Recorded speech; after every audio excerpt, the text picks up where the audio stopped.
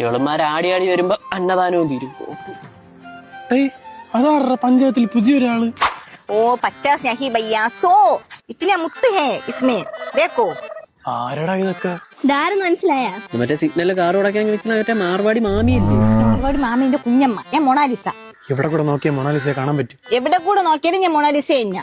മൊണാലിസയ്ക്ക് അങ്ങ് കുംഭകോണത്ത്. നിന്റെ ഉദ്ദേശം എന്തിനാണ്? കുംഭ കൊടുത്ത് മാത്രമൊന്നുമല്ല, ഇവിടെ ശിവരാത്രിക്ക് ആടിമലയിൽ മൊണാലിസ 2-3 ദിവസമൊക്കെ ഓടും. പിന്നെ എനിക്കൊരു ഹിന്ദി ഡിഗ്രി ഇല്ലേ, പിന്നെ എന്റെ വീഡിയോ എടുത്ത് വൈറലാക്കാൻ ഇവളും ഉണ്ട്. പിന്നെ വെറുതെ വന്നിട്ട് 19 ലക്ഷം രൂപ അവൾ ഉദ്ഘാടനത്തിന് വാങ്ങിച്ചില്ലേ. എന്തായാലും അവളെക്കാളും കൊള്ളാഞ്ഞ് കണ്ണു ഉടച്ചെങ്കിൽ 18 ലക്ഷം രൂപ ഇങ്ങനെ കിട്ടും. 18 ലക്ഷത്തിന്റെ പകുതി 10 ലക്ഷം. ഞാനും കൂടെ പറഞ്ഞു. എടാ ചെറുക്കാൻ നിനക്കെത്ര പ്രാന്ത? നമുക്കൊരു ബെഗ് ഗെയിം കളിച്ചോളാം. ഓർപ്പിക്കല്ലേ, ഞാൻ അതിന് പോയി ജീവിച്ചോളാം.